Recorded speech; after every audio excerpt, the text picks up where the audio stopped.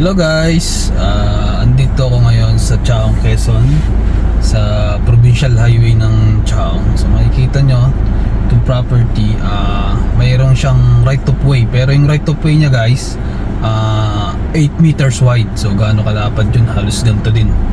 Kung anong lapad nitong kalsadang to na provincial, halos ganun kalapad yung mismong right of way niya. Ang maganda dito, legit yung right of way niya kasi binili mismo nila yung right of way.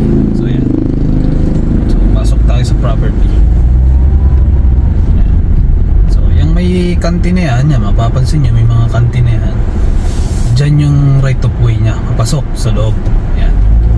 So sa ngayon dito tayo dadaan sa pansamantala na right of way.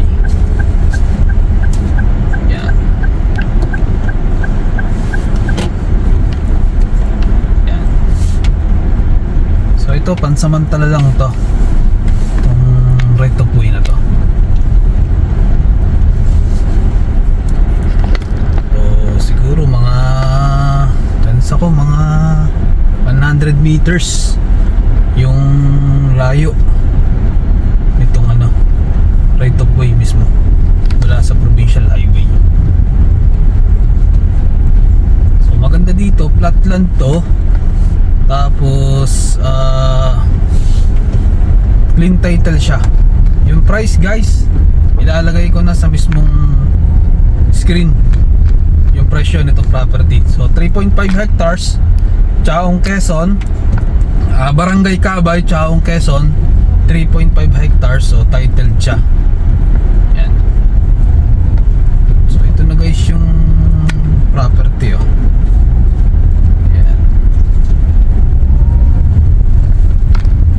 siya mag-i-start. Ito nang mag-i-start siya. Yan. Ito na siya mag-i-start. Banti ko pa ng konti. Yan. So ito na yung mismong property. Yan. Ito na itong kahawanang ito.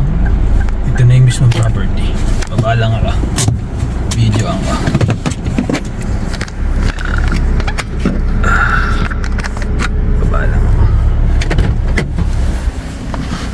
Yan.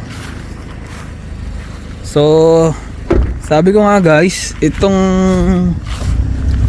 right of way na yan, bayad dyan ng mismong may-ari na itong property. Kaya legit talaga yung right of way nya. So yan yan ay yung mismong property. Yung kahabang, yung kalawakang yan.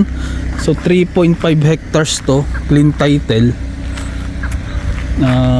If ever na magustuhan nyo tong property, kayo na lang makikipag-usap sa mismong may-ari. Dadaling ko kayo sa mismong may-ari. So yung price guys, nandyan sa aking screen yung presyo. Yan So flat land siya. So nasa nga siya guys, nasa 100 meters yung layo magmula dun sa provincial highway. Then malapit lang naman to sa lahat. Malapit sa palengke ng San Juan. Then sa mismong national highway, nasa 8 to 9 kilometers mula sa Maharlika. Yan. So sa mga interested dyan guys, andyan lang yung number ko sa inyong screen. Kontakin nyo lang ako pag gusto nyong i-visit itong mismong property. So napakaganda flat na flat. Napakagandang i-subdivide nito. Yan Then kung gusto nyo kami plano, tanimin nyo ng fruit bearing, pwede naman to. Yan. So ito guys to Nia Road to. Yan. So hanggang dito na lang guys. Thank you.